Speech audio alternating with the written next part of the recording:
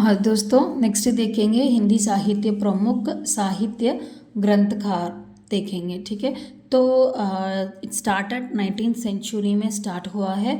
तो मध्यकाल में भी कुछ रचनाएं मिली है, ये आपको अच्छी तरह से याद रखना है। ठीक है, और इसमें अल्फाबेटिकल ऑर्डर नहीं है और इसमें अधिक कथाएं और भक्ति का रिलेटेड है, इसलिए इसे पूर्ण इतिहास ग्रंथ नहीं माना जाता है। बस यही है, बहुत ज़्यादा है। कुछ बुक्स में यूट्यूब वीडियो भी मैंने देखी थी, बहुत ज़्यादा पॉइंट्स है, पर हमको यही याद रखना है बस।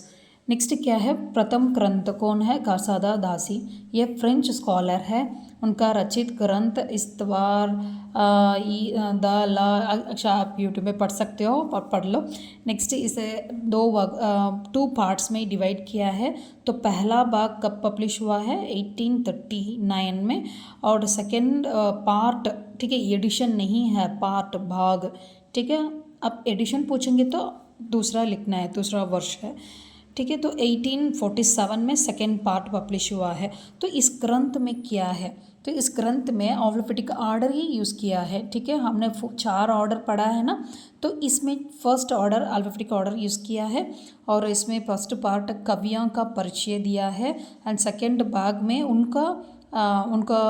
उनके रचनाओं के उदाहरण दिया है। ठीक है, और हिंदी और उर्दू कवियों को एक साथ इसमें रखा गया है, और कितना कवियों लेखक का वर्ण भी मिला है, 783। इसे क्वेश्चन भी पूछ सकते हैं। और इसमें हाँ, ये ऑलरेडी पूछा गया है, 72 हिंदी ही रिलेटेड है। हमने कहा ना यहाँ हिंदी और उर्दू कवियों को एक साथ रखा है, कहा है ना, तो उसमें 72 हिंदी की रिलेटेड है। ठीक है, और इस बुक में, इस ग्रंथ में 100 पेजेस तो पहले भूमिका के बारे में ही दिया है, फर्स्ट 100 पेजेस। ठीक है, और शब्दों विचारों के स्पष्ट इसमें किया गया है। तो ये पूछ सकते हैं, शब्दों और विचारों की स्पष्ट किसमें?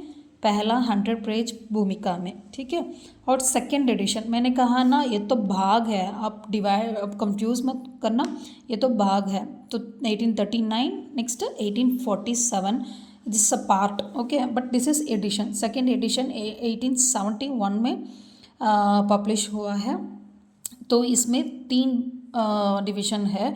तो comparing with the first edition, second addition में बहुत डिटेल दिया गया है, समझ रहे हो ना, बस इतना ही है।